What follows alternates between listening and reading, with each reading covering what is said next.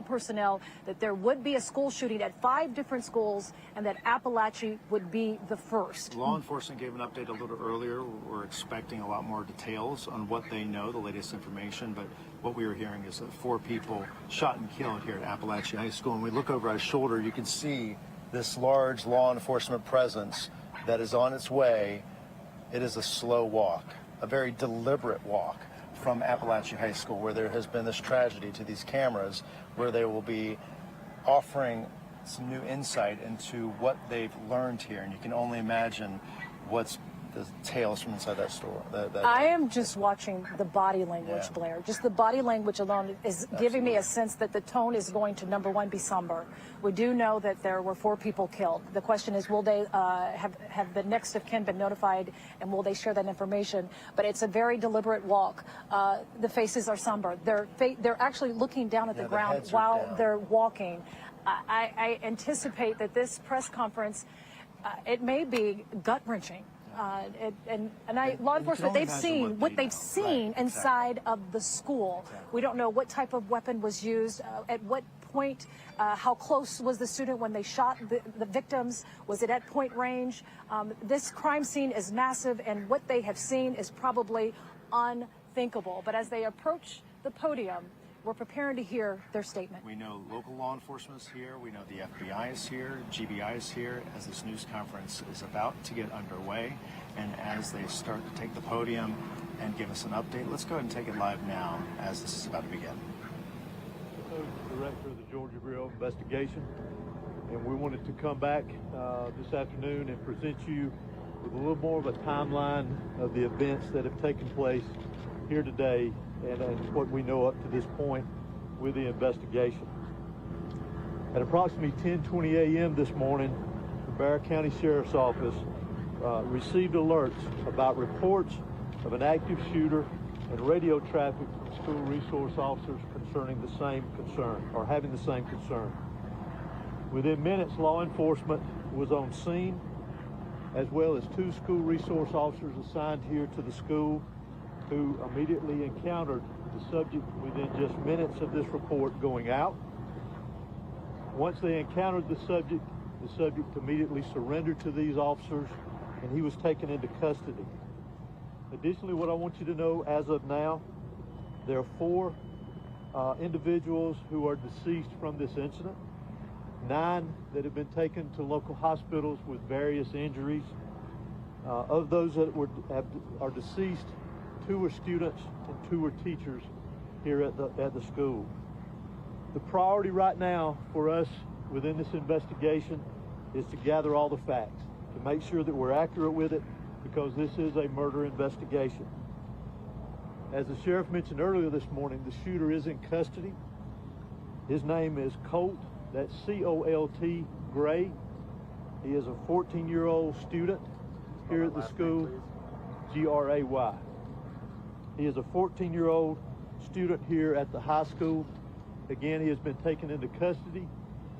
He will be charged with murder, and he will be tried as an adult and handled as an adult. We're coordinating these charges and obviously this investigation with District Attorney Brad Smith, who is the District Attorney for the Piedmont Judicial Circuit here. Since earlier this morning we talked with you, and since the incident occurred, numerous interviews have been taking place through our investigation with students, faculty, as well as any other witnesses that we could identify. Law enforcement had a very, very swift response to this incident once the incident was determined that there was a concern here. Those resources, whether it was in that response or throughout this investigation to assist, came obviously from the sheriff's office here, from other local law enforcement agencies, state law enforcement agencies, and federal law enforcement agencies as well. To include, not to be left out, multiple EMS personnel, multiple fire personnel, and agencies. Those agencies responded here as well today, and I am extremely grateful, as I know the sheriff is, for that quick response and the partnerships of working here together with what all has gone on. Currently, from the investigative perspective, we have crime scene agents and other special agents from the GBI, from close to a dozen of our different work units from across the state that have responded here today to work on this investigation. Again, collecting evidence, conducting interviews, and so forth. I do want to pass this along, that if anyone has any information that wants to be passed on concerning this investigation, that they can do that anonymously at our tip line at 1-800-597-TIPS or 1-800-597-8477. They can also report this on by downloading the See Something, Send Something app. That can be done by Android or Apple phones, either one. If they need to report any tips concerning this investigation. Let me close out before I turn this over to the sheriff and let you just remind you that this is still a very active investigation. There is still a lot that is very fluid. There's still a lot of interviews to be conducted that will continue on into the night, as well as crime scene work and collecting and gathering evidence. But what is more important for me to mention here to you is my heartfelt sympathy to the parents, the students that were here today. Regardless of where they were in the school, this has got a great impact on them as well as on this community. My thoughts and prayers, along with everybody standing behind me and every law enforcement agency in this state, and many I will tell you around this country, they are in our thoughts and prayers, and we will continue with that. We ask for your patience as we continue through this, and we'll continue to try to give you as many updates with information as we can to keep you informed.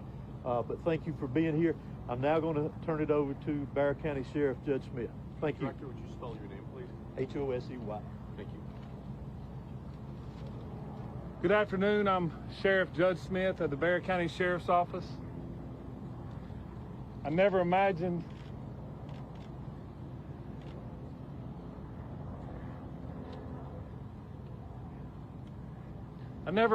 that I would be speaking to the media in my career over something that happened today, the pure evil that happened today. I cannot thank the people behind me for the support they give me today, to give this office and give this staff. This hits home for me. I was born and raised here. I went to school in this school system. My kids go to this school system. I'm proud of this school system. My heart hurts for these kids. My heart hurts for our community. But I want to make it very clear that hate will not prevail in this county. I want that to be very clear and known. Love will prevail over what happened today. I assure you of that. It is very early as to what happened. Governor Kemp reached out to me and has provided me every single resource that he has to make sure justice prevails. I don't know why it happened. I may not ever know. We may not ever know. But I ask that you and our community lift up our schools, lift up our public safety, and that, again, we do not let this hateful event prevail as to what happened today. I want to thank the surrounding agencies and counties and cities and state and federal authorities that have come and provided us, because they prevented a lot of more tragic events from happening. Continue to lift up these families, continue to lift up our students and our kids, and know that love will prevail. At this time, I'm going to ask Dr. LaDuff, our school superintendent, to come and speak on behalf of the school.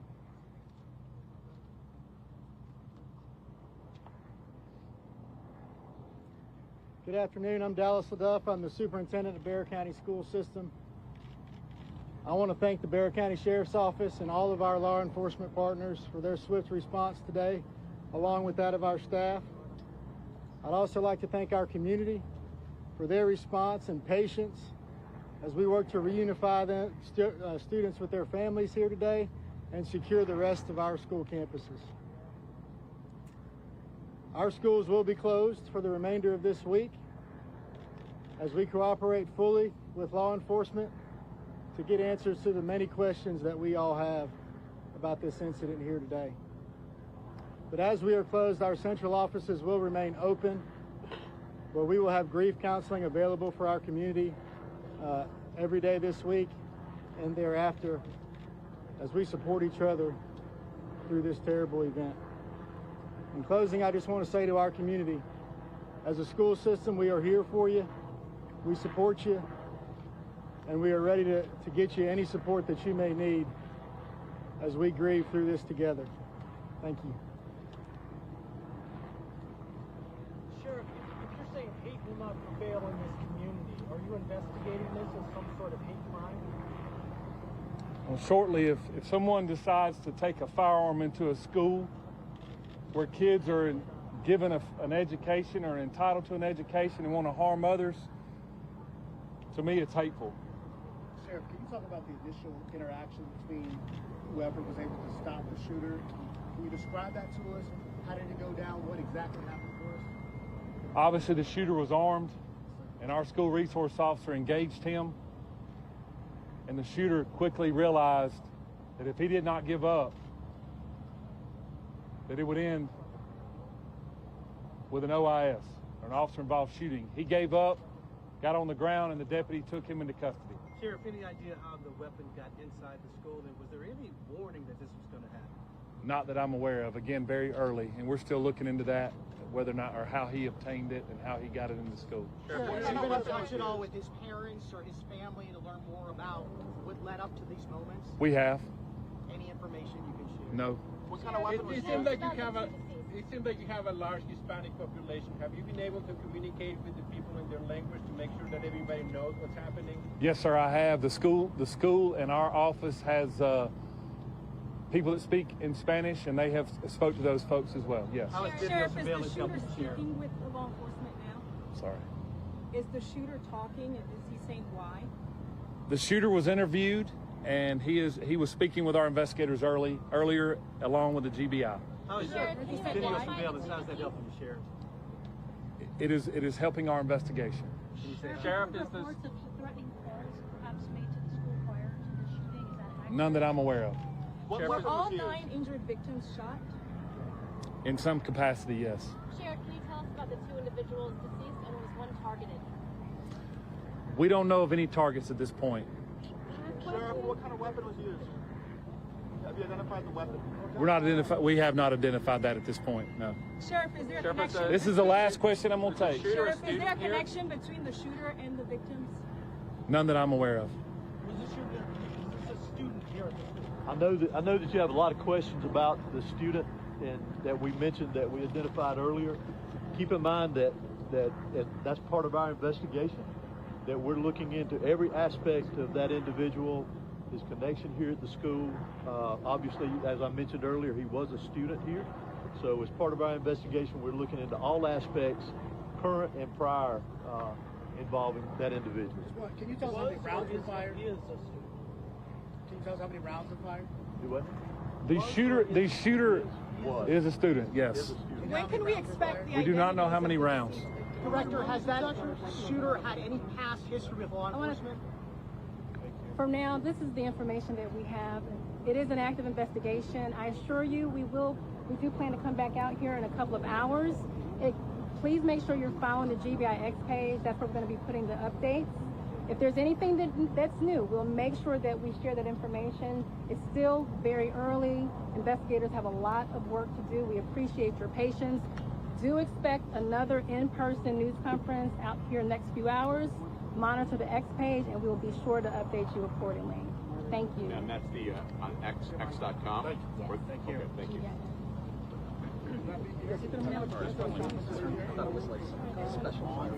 Also sharing in that grief as we got an update from law enforcement as they now walk off from the podium. And the latest information, and a lot of new information came out of that, Sean, identifying the shooter as a 14-year-old student which many people will struggle to believe in all that. We know that 4 people are dead. 2 of them were students. 2 of them were teachers killed. This is a murder investigation. We know that suspect will be tried as an adult. There was a lot that came up several times about the response by law enforcement, how quick the response is, and that goes back to the shooting in Uvalde, because there was so much criticism against law enforcement there in Texas, and how in fact, some quick. people lost their jobs because Absolutely. of the response. But we're hearing from both GBI, from the school superintendent, also from the sheriff here in Barrow County, that there was according to them, the response time was quick. And that, in fact, the 14-year-old suspect, who was a student at Appalachia High School, there were 2 resource officers who were armed, who confronted the 14-year-old student. And according to the sheriff, the student knew that it was not going to end positively for that student if he did not surrender. They said he surrendered peacefully. He was then confiscated and then taken into police custody. We've learned that that student is 14-year-old Colt Gray. He was a student here at Appalachia High School. Again, 2 students are among the fatalities, as well as 2 teachers that are dead. We're not giving the names. They also said that the injuries to those 9 individuals who were hurt in this incident suffered some type of gunshot wound. We also heard that the suspect, obviously in custody now, but is helping with the investigation and is talking with investigators, which is a key component to figure out why all this took place today as they sort this through and they investigate not only what happened inside there, but what he's saying about what happened that day. So a lot of people are probably wondering, if you have children at Appalachia High School, we have learned from the school superintendent that classes will be dismissed all this week. There will be no school whatsoever, but they are going to have their resource office open, where they will have grief counselors on staff for anyone, whether you're a student in the school district or you live in the community or you're in the surrounding community and you need someone to talk to help you process the grief, to discuss how you can help talk to your children about it will be safe to go back to school again. They are making those resources available. The grief not only for the students, but as you point out, for members of the community, and we heard the sheriff there get emotional, understandably, saying how much this hits close to home in his own community, saying he never thought he'd be here doing this, talking about what happened in this community here today. We told you that there are 9 individuals that are recovering from some type of injury related to the shooting here at Appalachia High School. Let's go to Madeline Montgomery. Madeline, you're outside of the hospital where some of the injured have been taken. That's correct. We have a breakdown, actually, of how many people are within the Northeast Georgia health system right now. And we know that it's actually 6 people in total who are here inside of this facility. And it is 2 here who are gunshot victims here. And the other folks who are here are suffering either from panic attacks or from anxiety issues. And then there's also 1 victim, not a gunshot victim, but a victim of a panic attack at their Brazelton facility. And we also know that there is a gunshot victim at the Level 1 Trauma Center that the Northeast Georgia Medical Center has in Gainesville. And we're told that all of these gunshot victims are going to be okay. They have non-life-threatening injuries. And we know that there's also a patient confirmed by Children's Healthcare of Atlanta at their Eggleston location. And we have it confirmed by Grady that they also have a patient over there. And we do not know the statuses of those patients. And we also don't know the breakdown of those patients, whether they were students or whether they were faculty. But we did just learn in that news conference that it was 2 students and 2 faculty members who were shot and killed at Appalachia High School. For now, reporting live out here in Winder, Madeline Montgomery, Atlanta News First.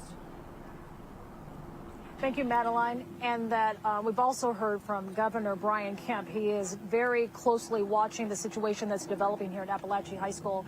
He has reached out to the sheriff himself and told the sheriff that I am going to extend every resource that the state of Georgia has to make sure that justice is brought and due diligence on this investigation happens here in Winder. It is still very much an active investigation, as they said, here behind us, and it may be some time till these students' cars can leave this parking lot.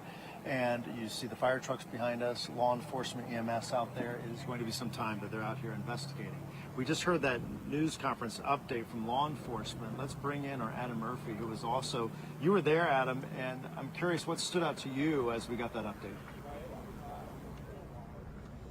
Well, Blair, let me say this. I know we wanted to know the answer as to whether or not the school district received some sort of call first thing this morning alerting them that there would be a series of school shootings, and the first would be here at Appalachia High School in Barrow County. And the Sheriff Judd Smith, answered that question saying he was unaware of any call or alert that was made to the school district, to the school itself or the school system, warning them of a potential school shooting. So he squashed that particular information, saying that they are not aware of any sort of call or alert made prior to this incident occurring.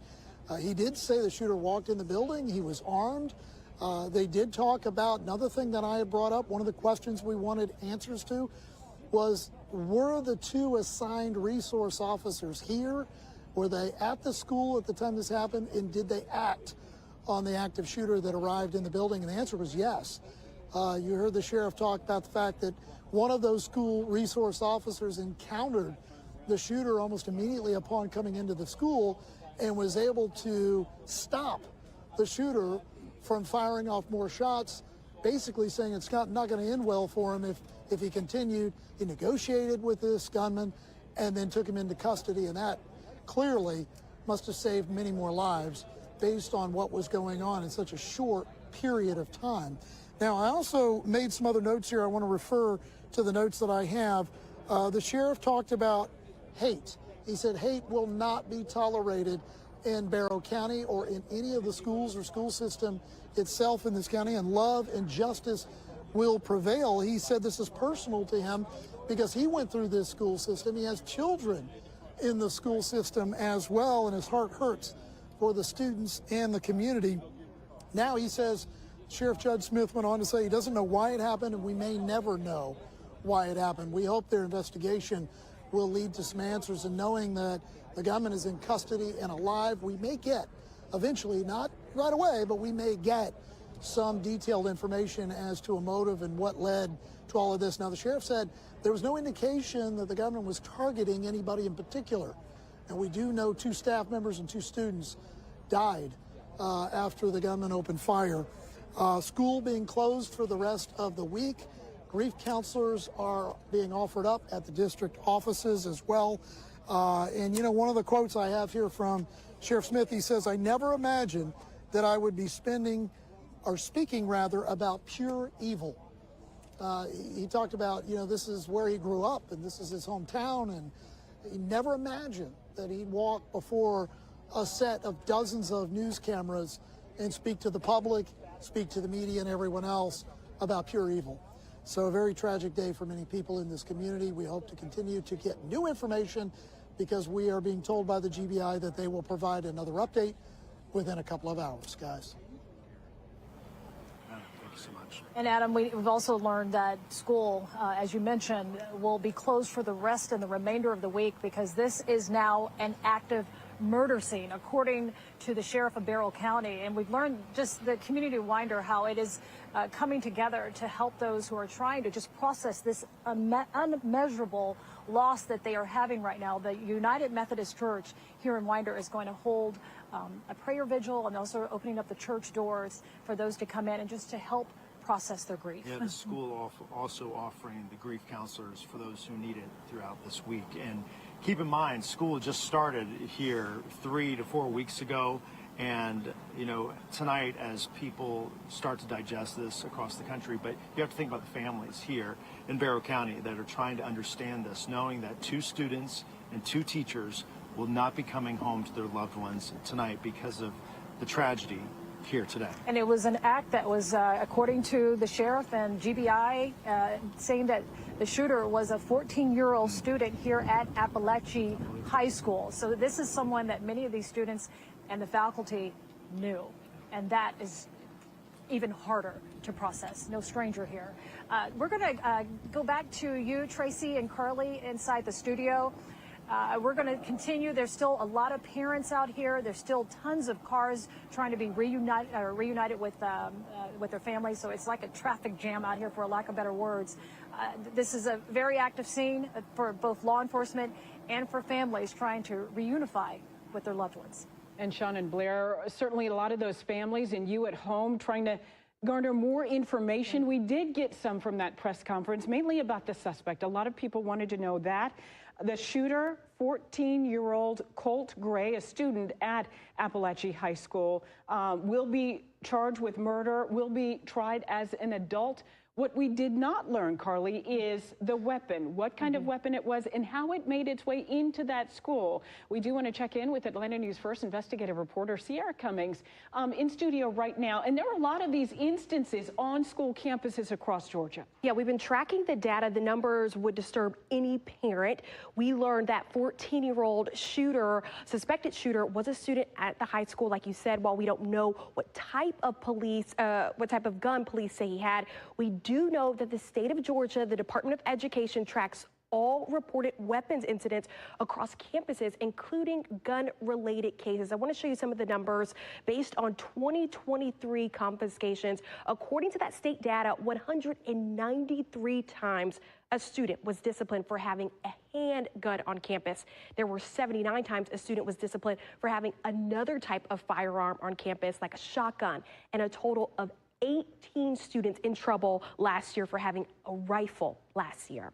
We know when the guns are confiscated, that discipline includes suspension, expulsion, and even arrests. But interestingly enough, we found there were 0 incidents related to Barrow County school system last year. As we've mentioned, we know that the county code of conduct says schools may use weapons detection systems, but our colleague Adam Murphy on site said a student confirmed to him they didn't have any on that campus. We are working to confirm that with the district. Sierra, thank you. And we do anticipate another press briefing, they indicated, in a couple of hours to maybe get some of those answers. And Sierra, talking about those incidents on campus involving guns here in Georgia. I remember 2 here in Metro Atlanta in recent history at McEachern High School, at Benjamin E. Mays High School that we reported on as well, just in the last year. So again, the tone of this, the details that we are receiving, all too familiar here in the state of Georgia overall, and specifically here in Metro Atlanta. Now,